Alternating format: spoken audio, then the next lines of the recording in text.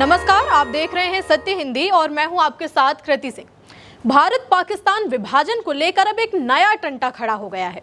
NCERT अब बच्चों को पढ़ाएगा कि देश का बंटवारा कांग्रेस ने करवाया था। कांग्रेस इस पर आग बबूला है। ये विवाद एनसीईआरटी के नए मॉड्यूल को लेकर खड़ा हुआ है, जिसमें कहा गया है कि कांग्रेस नेताओं ने बंटवारे की योजना को मंजूर कर लिया था।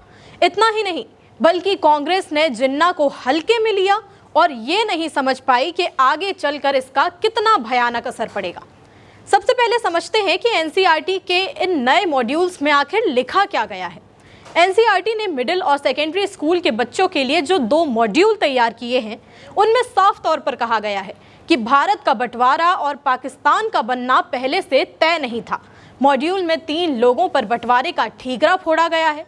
पहला, मोहम्मद अली जिन्ना, जिन्होंने अलग मुल्क की मांग की। दूसरा, कांग्रेस पार्टी, जिसने जिन्ना की इस मांग को मान लिया। और तीसरा, लॉर्ड माउंटबेटन, जिन्होंने इस फैसले को जमीन पर लागू कर दिया। मॉड्यूल में ये लिखा गया है कि उस वक्त हमारे नेताओं के पास ना तो प्रशासन चलाने का अनुभव था, ना ही सेना या पुलिस को संभालने की समझ। इसलिए उन्हें इस बात का अंदाजा ही नहीं था कि बंटवारे के फैसले से इतनी भयानक तबाही मच सकती है। अगर थोड़ा भी अनुभव होता तो शायद इतना बड़ा कदम इतनी जल्दी ना उठाया जाता।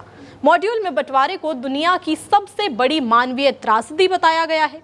करीब 1.5 करोड़ लोगों को अपना घर छोड़कर भागना पड़ा, लाखों लोग मारे गए और कई ट्रेनें तो ऐसी थीं जो सिर्फ लाशों से भरी हुई वापस लौटी।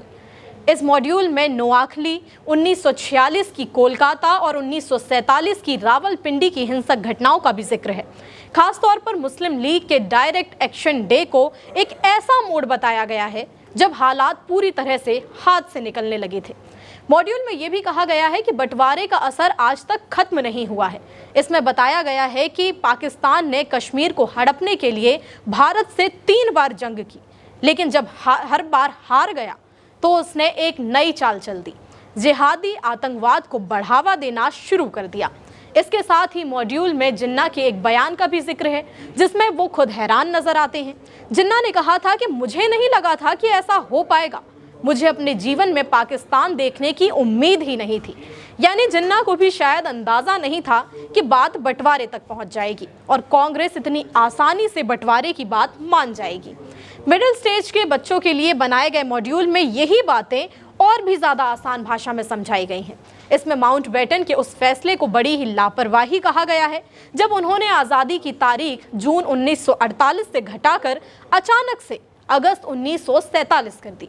इतनी जल्दबाजी में लाखों लोग ये तक नहीं समझ पाए कि वो भारत में हैं या फिर पाकिस्तान में।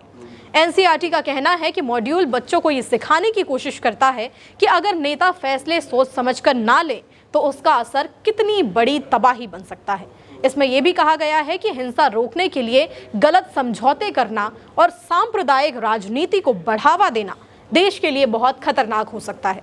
इसलिए ज़रूरत ऐसी लीडरशिप की है जो हमेशा देश का भला पहले सोचे। अब बात करते हैं इस मॉड्यूल पर मचे बवाल की। कांग्रेस ने इन मॉड्यूल्स पर तीखा हमला बोला है। कांग्रेस नेता संदीप दीक्षित ने तो एनसीईआरटी को खुली चुनौती दे डाली। संदीप दीक्षित ने कहा कि मैं एनसीईआरटी को विभाजन पर बहस के लिए ललकारता हूं। बीजेपी को एनसीईआरटी पर कंट्रोल हो सकता है, लेकिन उन्हें इतिहास का कुछ पता नहीं है। उधर कांग्रेस के प्रवक्ता पवन खेड़ा का कहना है कि असल में इसके पीछे हिंदू महासभा और मुस्लिम लीग दोनों की मिलीभगत थी। पवन खेड़ा ने सवाल उठाते हुए कहा कि क्या मॉड्यूल में 1938 की बात लिखी है? 1938 में गुजरात में हिंदू महासभा का अधिवेशन हुआ था, जिसमें कहा गया था कि हिंदू और मुस्लिम साथ नहीं रह सकते।